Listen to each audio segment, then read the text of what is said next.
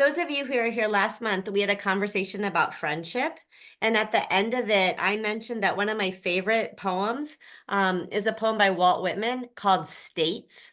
And he wrote it right after the Civil War. And he made a recommendation that the only thing that was going to help America was friendship, right? That the Hmm. laws, the Reconstruction were only going to work if there was friendship. And friendship, I think, really is at the core of us coming to talk to each other. This idea that there's mutual goodwill is what keeps us in conversation with each other when we have disagreements. But also, talking to our friends is sometimes the hardest thing. I think sometimes we get most angry with the people we're most close with. And one of my examples is that when we think about our ecumenical conversations, sometimes I have experienced that we have the hardest time talking with our Lutheran siblings in the other branches, rather than talking to people that are completely outside of our faith tradition. So I think sometimes when we really love people and we have friendship, it should hold us together, but sometimes those are the most difficult conversations. So what I'm going to talk about today is I'm going to talk about first the theology and our faith and how that grounds our trust and friendship and conversation, even in the midst of really difficult and sometimes divisive conversations. And then we're going to talk a little bit. And then I'm going to talk about some practical tools for making it work. And then I'm going to finish with some caveats or things to be careful about when you're having these conversations. So I'm going to start first with the theology. Um, so I have been interested in conversation since I started thinking about how do we learn from each other. And it started because I got a paper back in graduate school in which I talked about how great conversation is as a way to pursue new knowledge. And the professor wrote on the bottom, "I've never had a good conversation in my life. Talking to other people only ends in a fight." That's all he wrote. And I was like, oh my gosh, that's so sad. And so it became part of my mission to talk about why do I believe that conversation is possible. So as Christians in the Gospel of John, in the beginning was the Word. And words are something that only exist in conversation. There needs to be a speaker and a listener. There needs to be a writer and a reader. There needs to be a giver and a recipient. And then throughout the Gospel of John, we have this model of Jesus as a teacher, but also as a listener. Jesus says he's a teacher and a friend. And throughout the Gospel of John, well, all the Gospels, we see Jesus talking to people, talking to Nicodemus, talking to Peter, talking to John. And not only is Jesus this wonderful teacher and friend, but he is also God, right?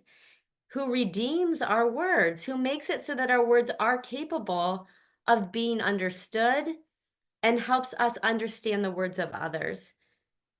And there are lots of examples in the Gospel of John, and Nicodemus is maybe the best example of somebody coming with a question, not at first being able to understand Jesus's answer, but in the end, not only understanding, but becoming changed totally into a new person.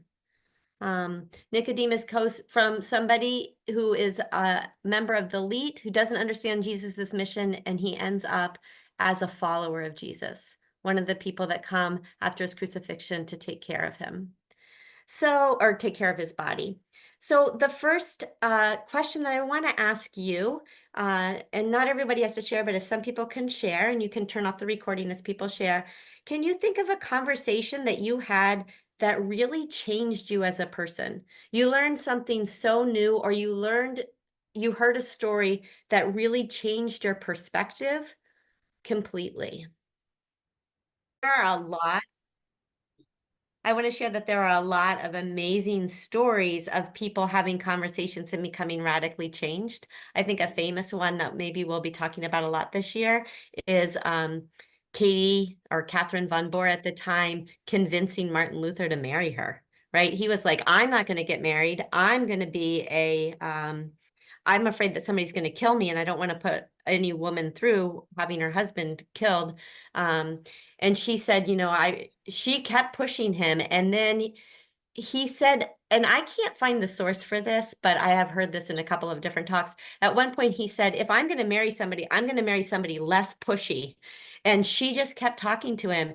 And finally, he decided, I want to marry you. And not only was his life transformed by listening to her, but really Christian marriage was redefined by their marriage and his writings on that marriage and other people's reflection on their marriage. So that was like a conversation that really changed their lives and also changed history. I also want to tell you a story quickly about that I heard on NPR, and I highlighted it in the book that I wrote. And it's about, and you may have heard this if you, his story was on NPR. It's an African-American jazz pianist named Daryl Davis. And he was playing gigs in a Chicago bar, and a man came up to him one night and said that he had never heard a Black person who could play jazz. And Davis was really surprised because he said, that's kind of the stereotype. And then the guy said he'd actually never met or talked to an African-American person before. And then he started to confess that he was a member of the Ku Klux Klan. And Daryl Davis immediately understood that he was in a kind of dangerous situation. But for some reason, he decided to sit down and have a beer with this guy. And over the next 30 years, he met with this man and then many of his friends, and at one point, even a grand dragon in the Ku Klux Klan. And he said that every time he met with these people, he knew he could be in danger. But over 30 years, he converted, and that's the language he used, 200 Klansmen. And as a symbol of this, he's kept a closet full of Klan robes that have been given to him by people leaving the movement. And he wrote a book called Clandestine Relationship. And this is what he says in it. He says, my book is by no means a how-to manual to provide a solution to the racial plague on our planet. But perhaps my experience will shed more understanding and others will be inspired to seek out and eradicate racial prejudice with education.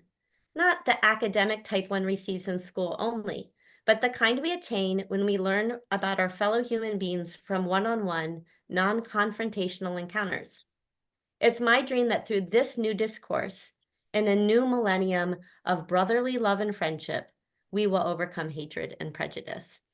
And I found that story so inspiring that this idea of an example, right? So like we have Jesus's example, but that's a long time ago. And this is a very contemporary example of somebody who found that it works, that friendship works. But here's the thing, it doesn't always work. It doesn't work at all sometimes. That we've all probably have conversations where it feels like everything just falls apart. And so even if we have this theology that says God calls us to have conversation with each other, Jesus models what it's like to have these conversations, God promises to be with us in our conversations, we also need some practical tools that will help us make it work. And I'm going to ask my next question, which might feel like a weird one, but it's actually kind of important to understanding the practical tools. My next question is, can you think of a conversation you had with someone you really care about that made you really angry? And I know you might not all want to share that conversation, but I'll give you an example of one. I had a conversation once with a roommate, and we had to purchase a new air conditioner. The air conditioner was no longer working, and I wanted to buy an inexpensive one because I knew we weren't going to be living in this house that much longer. And the other person wanted to buy a really expensive one. And I didn't feel like the person was listening to me. And every time I think about that conversation, I get mad again. So that's one example, but if anybody else wants to share, because it's actually going to be really helpful if you can share a couple of these experiences when you had a conversation, it might be about politics or finances or religion, that really just sort of got you angry. Not that you necessarily behaved badly, but in your inside of you, you felt angry. So when we're having a conversation that is difficult, oftentimes our bodies respond in a certain way. And this is going to be a very lay person's view of the neuroscience. If you want to know more, there's a great book called The Buddha's Brain that talks about this. And you can read the whole, you can read the whole thing and he'll talk about what happens. And it's by Richard Hansen. I don't remember the publisher. But basically inside of your brain, there is an almond-shaped gland called the amygdala.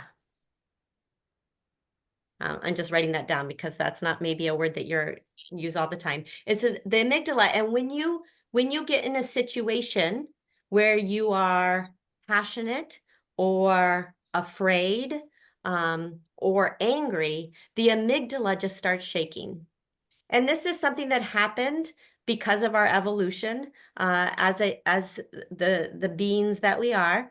That when something really dangerous happens, a grizzly bear jumps out, or I'm trying to think of you're in a more contemporary, you're about to get in a car crash, your brain, that amygdala starts shaking and it cuts off your prefrontal cortex which is the part of your brain that thinks logically, from the back part of your brain that controls your body and your speech. And you might think, well, that's a bad idea. And it is a bad idea in a discussion. When you're having a discussion and you're angry, the last thing you need is your logic and your speech not to be connected. But that's what happens to our brains. But the reason that happens is because when you're in a really dangerous situation, you don't want to overthink. Your body knows what to do, or at least that's sort of the thinking that we understand about the creatures that we are. Our bodies go into a kind of instinctive know what to do. So I'd like you to think about when you have a conversation, when you're upset with somebody, some of us, our instinct is to shut down and hide. And for some of us, our instinct is to get angry and fight. Both of those reactions are really important reactions when you're confronted with a dangerous predator, right? So and I don't know if you've ever been in this situation. I kind of figured that you probably have been. I think we've all been in situations where we actually have been in danger. Sometimes we don't even remember what happened afterwards, right? It's like our bodies just take over and they hide us. We crouch into place until the danger is present, or we grab that car wheel and we protect ourselves in some way. And oftentimes we don't even remember. And that's because our brain just shuts itself down and our bodies take over. Oh, yeah, so we're getting to the civility toolkit. um, so what we need to do in conversations in order to get our brain to work functionally in conversations where we're not in danger, there's not a panther attacking us, but we feel afraid, right? We feel afraid, is that there's certain tools that we can use to calm ourselves down. Now, the things that I'm going to give you, and I actually got from my I actually got a toolkit where they gave us some of these techniques. And there are techniques for using when you're talking with somebody who's not your friend, as well as ones who are your friend. But we only have a short time, so we're going to use some of the ones that happen when you are talking with somebody that you really care about and they really care about. And the first part of the toolkit, right? The first part of the toolkit is to acknowledge that you can't just calm down. If somebody says something that makes you very angry or very afraid, you can't just keep calm, right? And I think that helps us as Lutherans to remember that. Like, this is not in your control. You can't just say, just calm down. What you need to do is actually physically find a way to calm yourself down.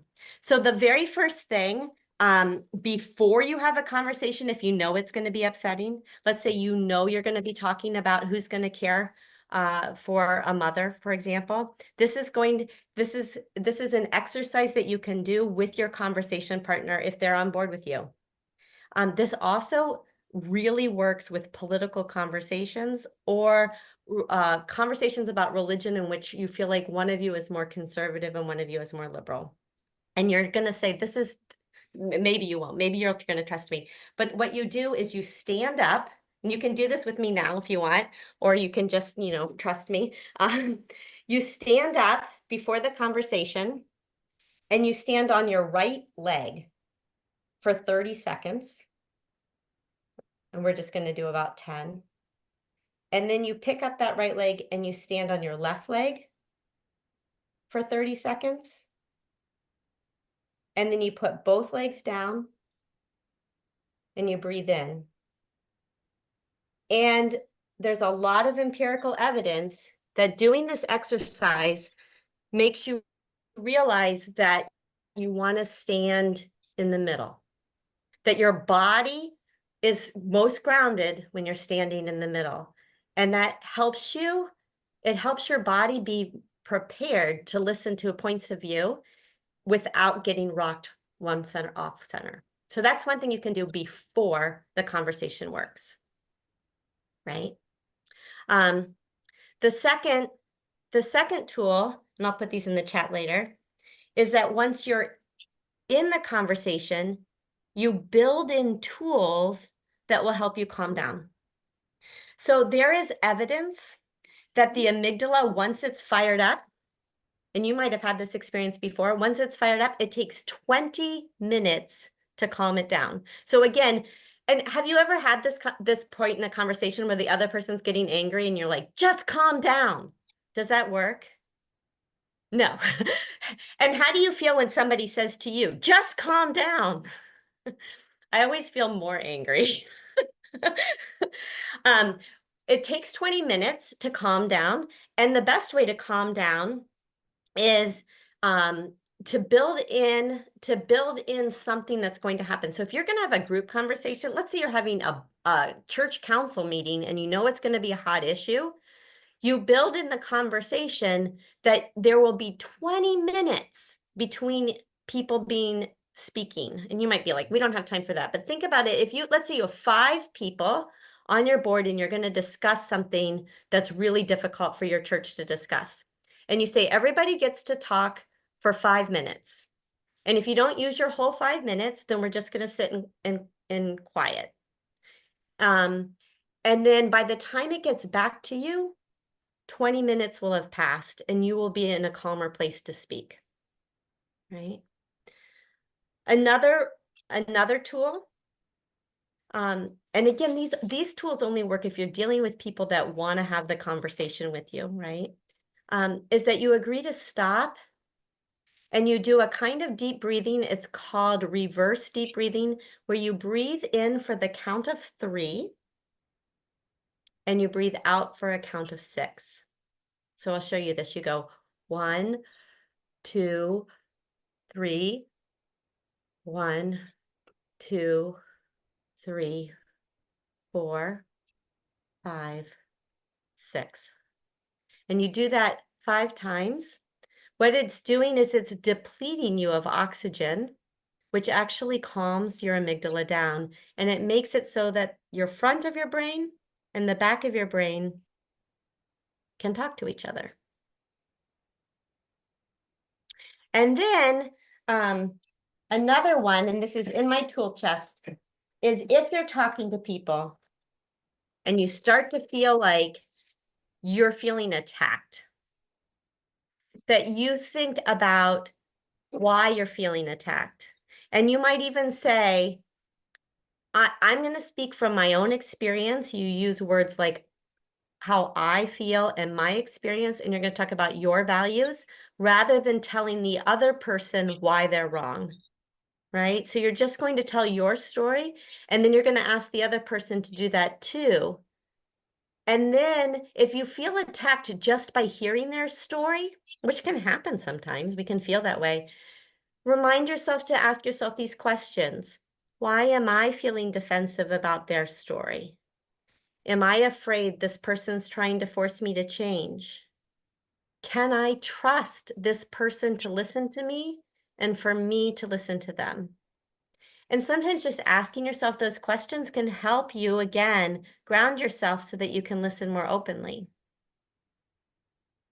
I'm going to stop here and ask, and then I'm going to type this in as you guys speak, those 4 tools.